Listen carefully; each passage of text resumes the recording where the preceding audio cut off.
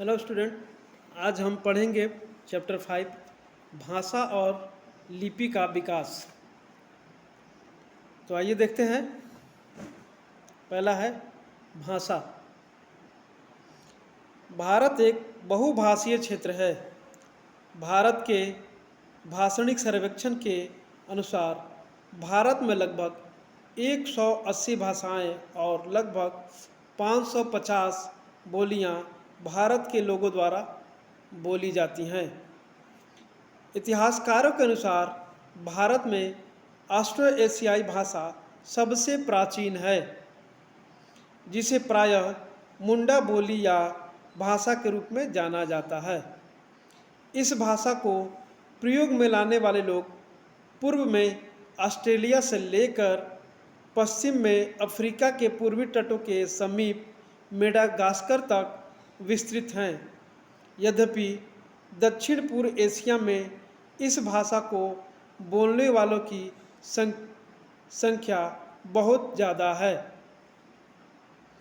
मानव आनुवंशिकी से प्राप्त जानकारी के अनुसार 50,000 वर्ष पूर्व अफ्रीकावासी भारत आए, जहां से वे अंडमान निकोबार द्वीप समूह के द्वारा इंडोनेशिया और बाद में ऑस्ट्रेलिया गए।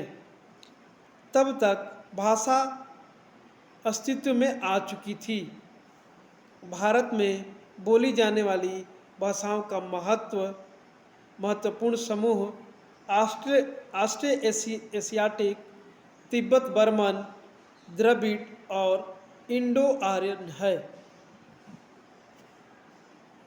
ऑस्ट्रो एशियाई परिवार 2 भाषाओं में विभक्त है।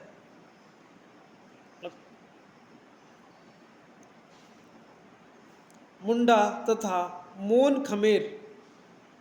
मोन खमेर खासी भाषा का प्रतिनिधित्व करती है और उत्तर पूर्व भारत में मेघालय में खासी तथा जैतिया पहाड़ी द्वारा तथा अंडमान निकोबार में द्वीप में बोली जाती है, जबकि मुंडा भाषा व्यापक रूप से बिहार, झारखंड, पश्चिम बंगाल और उड़ीसा के सबसे बड़े कबीलाई समूह संथाल द्वारा बोली जाती है। मुंडा, संथाल और होज आदि भाषाएं मुंडारी भाषा भी कहलाती हैं, जो पश्चिम बंगाल, झारखंड और मध्य भारत में प्रचलन में हैं। तिब्बती बर्मन या किरात। चीन तिब्बत परिवार की एक शाखा का प्रतिनिधित्व करता है। इस परिवार की 300 से अधिक भाषाएं हैं और चीन, तिब्बत और म्यांमार में बोली जाती हैं। भारतीय उपमहाद्वीप में तिब्बती बर्मन भाषा हिमालय के उत्तर पूर्वी असम से उत्तर पूर्वी पंजाब तक विस्तृत है। उत्तर पूर्वी राज्यों के विभिन्न कबीले इस भाषा की 116 बोलियों का प्रयोग करते हैं। उत्तर पूर्वी राज्यों में जहां ये बोलियां बोली जाती हैं, उनमें त्रिपुरा, असम, मेघालय, नागालैंड, अरुणाचल प्रदेश, मिजोरम तथा मणिपुर राज्य सम्मिलित है। तिब्बती बर्मन भाषा पश्चिम बंगाल के दार्जिलिंग क्षेत्र में भी प्रचलित है। कुमाऊं के भोटिये, उत्तर असम के डफल, मिरी व मिसमी, पश्चिम असम के पहाड़ियों के गोरा, नागा आदि लोग इसी भाषा परिवार का प्रयोग करते हैं।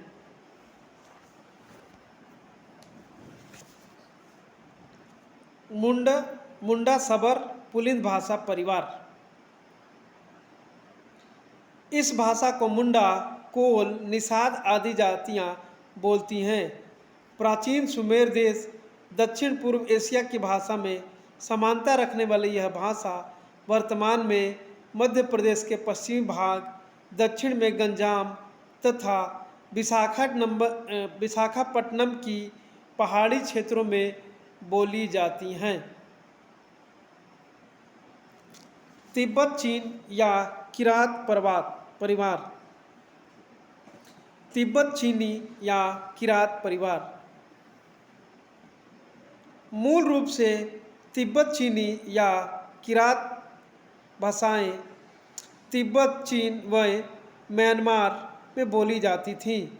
कुमाऊं के भोटिया, उत्तरी असम के डफल, मिरी व मिसी, पश्चिमी असम के पहाड़ियों के गोरा, नागा आदि लोग इसी भाषा परिवार का प्रयोग करते हैं। द्रविड़ भाषा परिवार। द्रविड़ भारत में बोली जाने वाली भाषाओं का तीसरा परिवार माना जाता है। भाषा का यह रूप लगभग पूरे दक्षिण भारत में विस्तृत है। तमिल, तेलुगु, कन्नड़, मलयालम भाषाएं इसी वर्ग में आती हैं। भारत में इन भाषाओं पर संस्कृत का व्यापक प्रभाव है। भारत में इन भाषाओं पर संस्कृत का व्यापक प्रभाव है। द्रविड़ भाषा की लिपि ब्राह्मी का रूपांतरण है। द्रविड़ भाषा की लिपि ब्राह्मणी का रूपांतरण है तथा इसकी वर्णमाला संस्कृत है। भाषा विज्ञान के विद्वानों का मानना है कि द्रविड़ भाषा की उत्पत्ति इलम से हुई, जो दक्षिण पश्चिमी ईरान है। यह भाषा ईसा पूर्व चौथी सहस्राब्दी की मानी जाती है। इतिहासकारों के अनुसार ये भाषा पाकिस्तान होते हुए दक्षिण भारत पहुंची। यहाँ से इसकी अन्य भाषाएं विकसित हुईं। चौथी भाषा समूह इंडो आर्यन इंडो यूरोपियन परिवार के अंतर्गत आता है। इंडो यूरोपियन परिवार की 3 शाखाएं। इंडो यूरोपियन परिवार की आर्य शाखा को 3 शाखाओं में विभक्त किया गया है। इंडो हर्नियम, दार्दिक और इंडो आर्यन के रूप में जाने जाते हैं। इंडो ईरानियन ईरान में, दार्दिक पूर्वी अफगानिस्तान, उत्तरी पाकिस्तान और कश्मीर में तथा इंडो आर्यन पाकिस्तान, भारत, बांग्लादेश, श्रीलंका तथा नेपाल में बहुत अधिक संख्या के लोगों द्वारा बोली जाती है। लगभग 500 इंडो आर्यन भाषाएं उत्तर और मध्य भारत में प्रचलित है। इंडो आर्यन भाषा में संस्कृत, प्राकृतिक, पाली और अपभ्रंश को अपने में सम्मिलित करती है।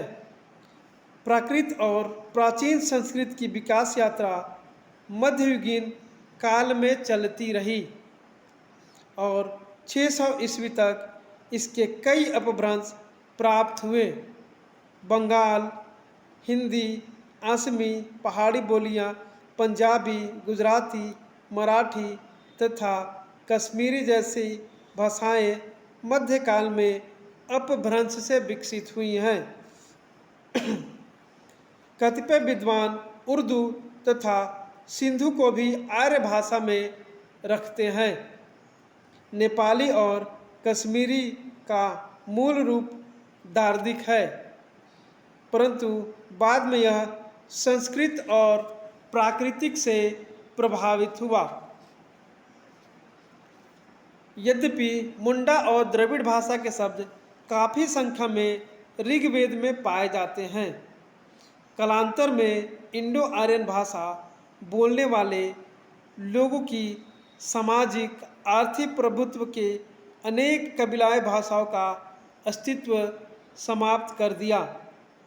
इस दौरान कबीलाई संसाधनों और जनशक्ति का लाभ लेने के लिए शब्दों का आदान प्रदान भी हुआ। इस प्रकार उपमहाद्वीप में 4 भाषा परिवारों में से प्रत्येक का संबंध 4 प्रजातीय समूहों से है, जिनमें भारत के लोग विभाजित हैं। ये चार समूह नेग्रेटो, ऑस्ट्रेलाइड, मोंगोलाइड और केकेसाइड हैं। नेग्रेटो अंडमान और निकोबार द्वीप समूह और केरल में है। ऑस्ट्रेलाइड मध्य और दक्षिणी क्षेत्रों में रहते हैं तथा ऑस्ट्रिक या मुंडा भाषा बोलते हैं। मंगोलाइड हिमालय के समीप तथा उत्तर पूर्वी क्षेत्रों में निवास करते हैं तथा तिब्बती एवं बर्मन भाषाएं बोलते हैं, जबकि केकेसाइड द्रविड़ और आर्यन दोनों भाषाएं बोलते हैं। धन्यवाद।